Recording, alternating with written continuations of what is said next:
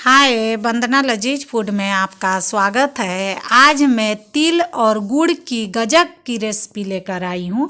तो आज जो मैं तिल और गुड़ का गजक बनाऊंगी, ये बिल्कुल ही अलग ढंग से बनाऊंगी और ये खाने में बहुत ही टेस्टी लगता है। जैसा हम लोग मार्केट से गजक खरीद कर लाकर खाते हैं, वही वाला गजक आज मैं घर में बनाकर तैयार करूंगी और इसे खाने के बाद कोई नहीं कहेगा कि ये घर का बना हुआ गुड़ और तिल का गजक है। और ऐसे भी सर्दी का मौसम शुरू हो गया है और सर्दी का मौसम में तिल और गुड़ दोनों हमारे शरीर के लिए फायदेमंद है और इसे खाने से हमारे शरीर को इम्यूनिटी पावर मिलता है। और तिल जो है गर्म होता है, तो ये हमारे शरीर के लिए ऐसे भी फायदेमंद है। तिल का गजक बनाने के लिए मैं यहाँ पर एक कढ़ाई ले ली हूँ, गैस को ऑन कर दी हूँ और फ्लेम को लो रखी हूँ। और अब मैं इसमें 1 कप तिल डाल लेती हूँ। तो यहाँ पर मैं तिल को डाल ली हूँ। अब मैं तिल को गैस का फ्लेम को लो ही रखकर तिल को रोस्ट करूँगी। तो यहाँ पर तिल को इस तरह लगातार चलाते हुए रोस्ट कर लेना है। तो यहाँ पर रुकना नहीं है, तिल को लगातार चलाते रहना है। तो आप देख सकते हैं मेरा स्पैचुला एकदम नहीं रुक रहा है, मैं लगातार तिल को चलाते हुए रोस्ट कर ले रही हूँ। तो यहाँ पर तिल को बहुत ज़्यादा रोस्ट नहीं करना है, बस तिल का कच्चापन निकालना है। जैसे ही तिल के ये जो दाने हैं वो खिले खिले नजर आने लगे और इसमें से अरोमा आना शुरू हो जाए, गैस को ऑफ कर देना है। अगर तिल को ज़्यादा रोस्ट किया गया तो इसका टेस्ट कड़वा हो जाता है, तो यहाँ पर इसीलिए तिल को ज़्यादा रोस्ट नहीं करना है। तो आप देख सकते हैं मैं तिल को लगातार चलाते हुए रोस्ट कर ले रही हूँ। तो यहाँ पर तिल को बहुत ज़्यादा रोस्ट नहीं करना है, बस 4 से 5 मिनट ही रोस्ट करना है। तो यहाँ पर तिल अच्छी तरह से रोस्ट हो गया है, यानी कि गजक के लिए तिल जो है परफेक्ट रोस्ट होकर तैयार है। अब मैं तिल को बर्तन में निकाल लेती हूँ और तिल को ठंडा होने के लिए छोड़ देती हूँ। तिल ठंडा हो गया है, अब मैं तिल को मिक्सर ग्राइंडर जार में डाल लेती हूँ। तो यहाँ पर मैं तिल को मिक्सर ग्राइंडर जार में डाल ली हूँ। अब मैं तिल को दरदरा ग्राइंड कर लूंगी। तो ध्यान रहे कि यहाँ पर तिल को अच्छी तरह ठंडा होने के बाद ही ग्राइंड करना है। अगर आप इसे गर्म में ग्राइंड करेंगे तो इसमें से तेल छोड़ना शुरू कर देगा, क्योंकि तिल में ऑलरेडी तेल होता है। इसलिए तिल को ठंडा होने के बाद ही ग्राइंड करें तो ज़्यादा अच्छा होगा। तो आप देख सकते हैं मैं यहाँ पर तिल को दरदरा ग्राइंड कर ली हूँ। तो ध्यान रहे कि गजक बनाने के लिए तिल को एकदम बारीक ग्राइंड नहीं करना है, इसे दरदरा ही रखना है। गजक बनाने के लिए पहले मैं गुड़ का चाशनी तैयार कर लूँगी। चाशनी तैयार करने के लिए मैं यहाँ पर एक कढ़ाई ले ली हूँ, गैस को ऑन कर दी हूँ। अब मैं इसमें 1 बड़े चम्मच के लगभग पानी डाल देती हूँ। तो यहाँ पर मैं पानी डाल ली हूँ। अब मैं इसमें 1 कप गुड़ डाल लेती हूँ। 1 कप तिल के लिए यहाँ पर 1 कप गुड़ परफेक्ट है। तो आप देख सकते हैं मैं यहाँ पर गुड़ को छोटे छोटे टुकड़ा करके डाल रही हूँ। तो यहाँ पर आप छोटे टुकड़े ही गुड़ का डालें तो ज़्यादा अच्छा रहेगा, क्योंकि आप अगर बड़े टुकड़े डाल देते हैं तो गुड़ को मेल्ट होने में समय लगता है और गुड़ को ज़्यादा पकाने के बाद गुड़ जो है जलने लगता है। इसलिए ज़्यादा अच्छा होगा कि गुड़ को ग्रेट कर ले, या तो इस तरह छोटे छोटे टुकड़े करके ही गुड़ को डाले तो ज़्यादा अच्छा रहेगा। तो यहाँ पर मैं गुड़ को डाल ली हूँ। अब मैं गैस का फ्लेम को लो करके गुड़ को चलाते हुए इसका चाशनी तैयार कर लूँगी। तो यहाँ पर गुड़ को चलाते रहना है, नहीं तो गुड़ जो है वो नीचे में जाकर बैठ जाएगा और पैन में बैठने के बाद गुड़ को जलने का डर रहता है, इसीलिए इसे लगातार चलाते रहना है। तो आप यहाँ पर देख सकते हैं कि मैं यहाँ पर ज़्यादा पानी नहीं डाली हूँ, सिर्फ 1 चम्मच ही पानी डाली हूँ। अगर आप यहाँ पर ज़्यादा पानी डाल देते हैं तो घंटों चाशनी बनाने में समय बर्बाद हो जाता है। इसलिए आपको मैं सजेस्ट करूँगी कि आप यहाँ पर 1 चम्मच ही पानी दें और गुड़ को छोटे छोटे टुकड़ा कर ले। उसके बाद इस तरह गैस का फ्लेम को लो करके गुड़ को लगातार चलाते हुए चाशनी तैयार कर ले। तो आप देख पा रहे होंगे कि यहाँ पर गुड़ जो है थोड़ा थोड़ा धीरे धीरे मेल्ट होने लगा है। तो इसी तरह मैं गुड़ को चलाते हुए अच्छी तरह से मेल्ट कर लूँगी। तो आप देख सकते हैं यहाँ पर गुड़ जो है गीला लगने लगा है, यानी कि गुड़ जो है थोड़ा थोड़ा मेल्ट होने लगा है। तो इसी तरह मैं चलाते हुए गुड़ को अच्छी तरह से मेल्ट कर लूँगी।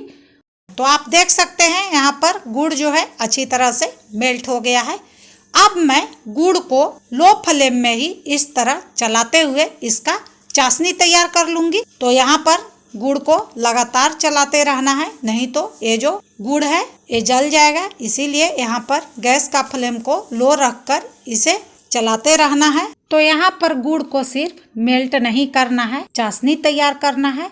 तो गुड़ को मैं 2 से 3 मिनट और इस तरह चलाते हुए पका लेती हूँ।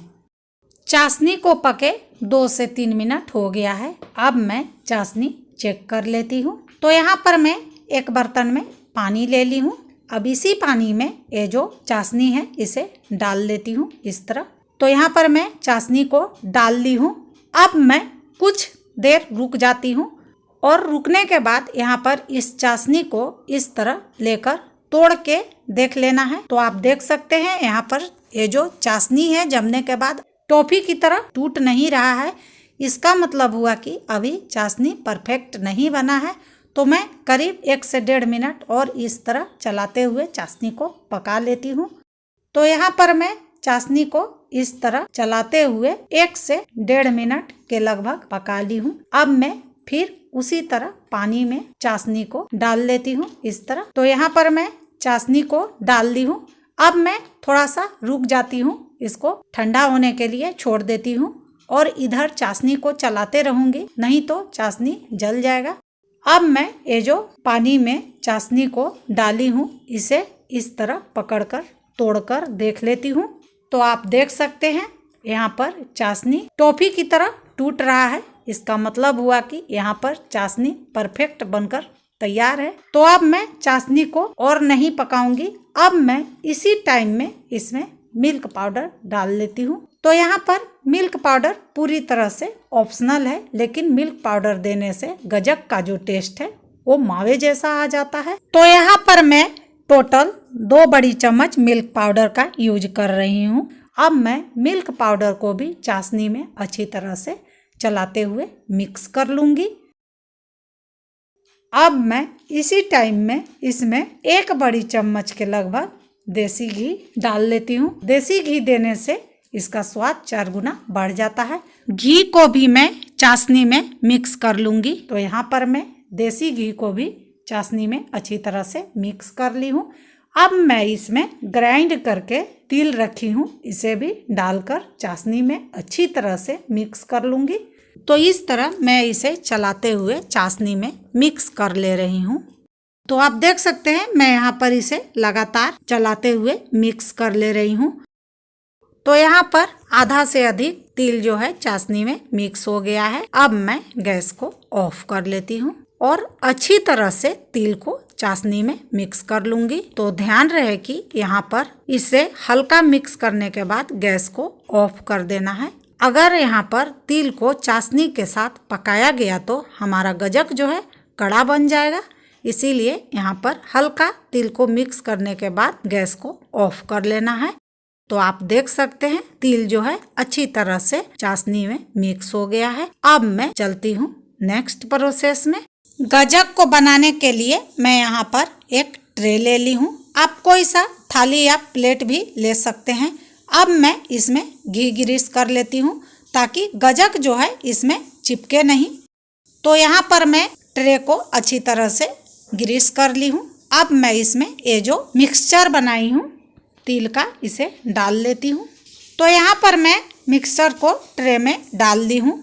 अब मैं स्पैचुला की हेल्प से मिक्सचर को अच्छी तरह से ट्रे में फैलाते हुए ऊपर से समतल कर लूँगी इस तरह। तो यहाँ पर इसे गरम में ही सेट कर लेना है, यानी कि ट्रे में फैला लेना है, नहीं तो जमने के बाद ये ठीक से फैलेगा नहीं। और इसे ऊपर से एकदम समतल रखना है ताकि गजक का पीस कटने के बाद बाहर निकले तो सभी एक साइज का रहे।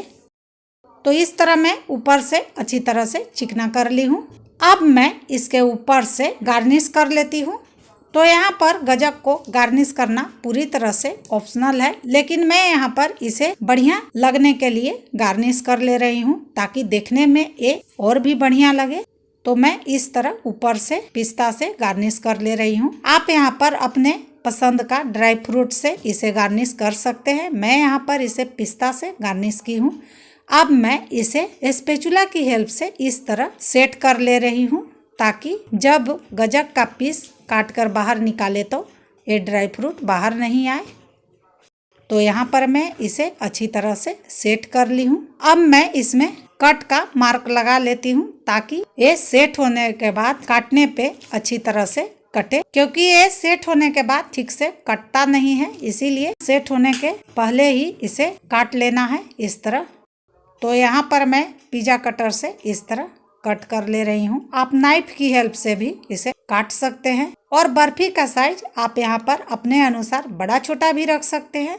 तो मैं एक तरफ से इसे काट ली हूँ। अब मैं दूसरे तरफ से भी इस तरह काट लेती हूँ इस तरह।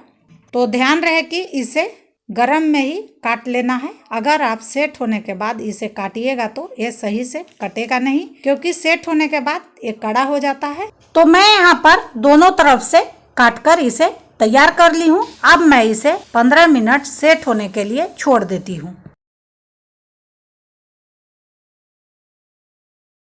गजक को सेट हुए 15 मिनट हो गया है। अब मैं इस तरह फिंगर से इसे दबाकर देख लेती हूँ। तो आप देख सकते हैं ये दब नहीं रहा है, इसका मतलब है कि यहाँ पर गजक हमारा अच्छी तरह से सेट हो गया है। अब मैं नाइफ की हेल्प से इस तरह कट करते हुए इसका पीसेस निकाल लेती हूँ। तो आप देख सकते हैं यहाँ पर पूरा गजक का जो पीस है वो निकल गया है।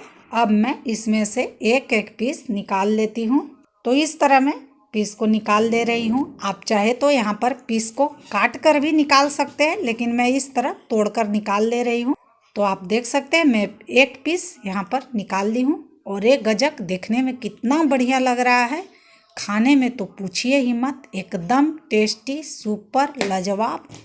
तो इसी तरह मैं यहाँ पर इस तरह घुमाते हुए इसे निकाल दे रही हूँ पीस को। आप चाहे तो नाइफ से काट कर भी निकाल सकते हैं, लेकिन मैं इसे काटूंगी नहीं, मुझे इस तरह ही निकालने में अच्छा लग रहा है।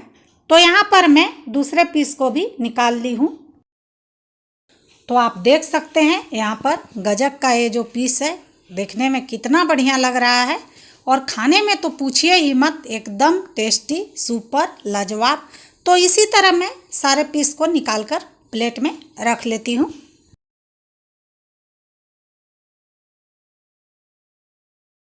तिल गुड़ गजक बनकर तैयार है। आप एक बार इस तरीके से तिल गुड़ गजक बनाकर देखिएगा, आपको बहुत पसंद आएगा और ये खाने में बहुत ही टेस्टी लगता है।